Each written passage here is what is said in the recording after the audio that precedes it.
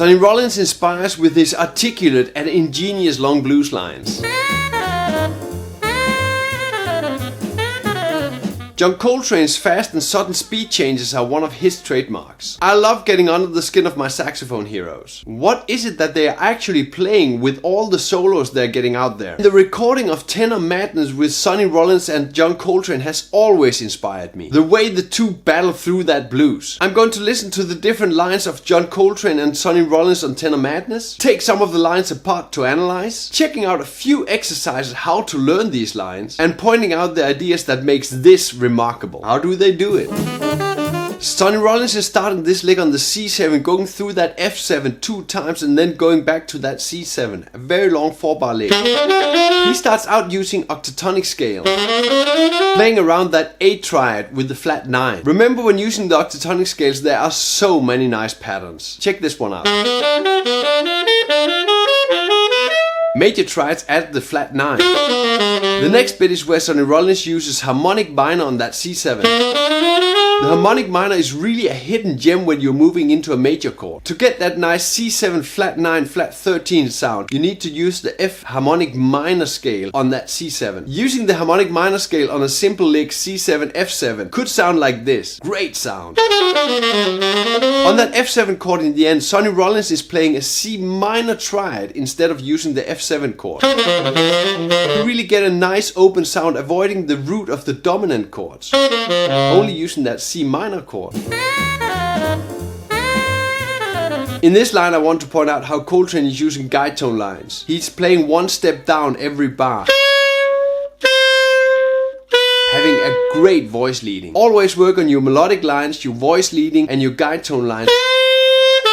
In the second bar of this line, Coltrane is using the C major chord instead of the C7 chord. This is quite common in the modern jazz blues. After that he's going into the E minor A7.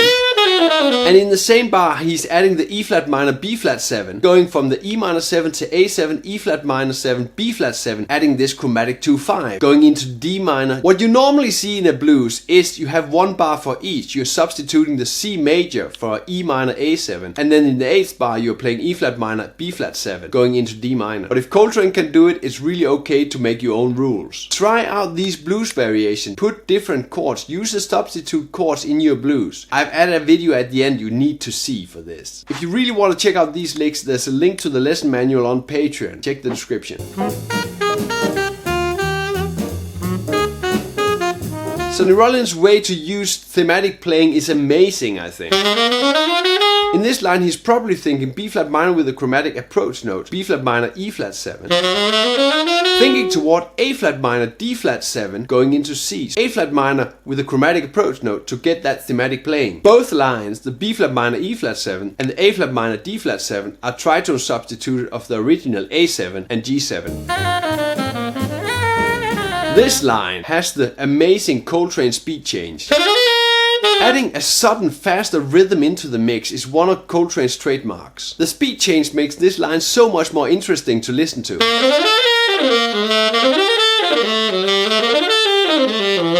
I really recommend you to add these speed changes into your practice routine when you're practicing your scales, for example.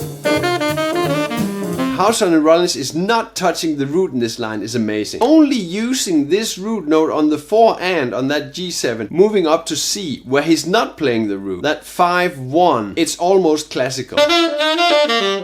Not using the root, what I mentioned earlier, gives a very open sound, so check this out. When you're practicing licks and you want this open sound, work towards not touching the roots like in this lick, or mostly use the root as a passing tone. You'll get used to skip the root using bigger intervals in your playing, and this really opens up the sound.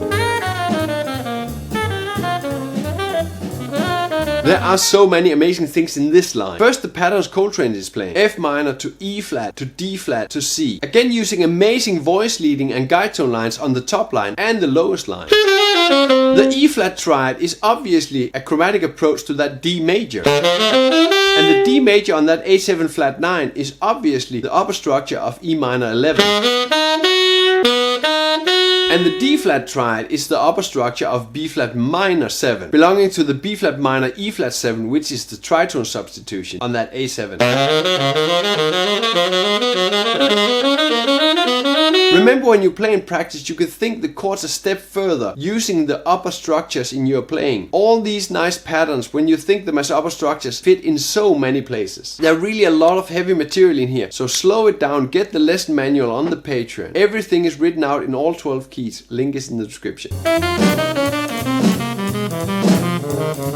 In both Sonny Rollins solo and Coltrane solo, you hear these third lines. They probably stole them from each other, but you hear these third lines down the scales. What's so amazing about this is they're fitting it into the chord over the bar lines. I love this. Where B is a chromatic approach note in the second bar, changes to B flat on that C7 on the B. And on that C7 on the end, where Rollins nicely switches the material to hit the strong beats of the bar. When you're running your scales up and down these chords, make sure you're switching to the right scale material, hitting those beats of the bar, making it clear what you are playing. Using the major 7th on a minor chord, like Coltrane is doing here, is a great add-on to your minor chords. Practice that melodic minor scale or the Dorian scale, changing out the C with the C sharp. See what changes this makes to your minor chords. And always remember to add these new runs, these new licks, these exercises into your music. This is the most important thing. Going through some solos like this, picking out the licks, is a great way to learn new stuff. Get new licks, get new ideas on what to play and what to practice. I really like this exchange of ideas and licks, how I listen, how I analyze, how I transcribe, and how I get this onto the horn and into my music. Get all these licks and exercise from the lesson manual on Patreon. Link is in the description. Dig deeper and challenge yourself with more Coltrane, more Rollins, and a bit of Chris Potter. Amazing lines, amazing alterations, and amazing chord substitutions. Play music, have fun.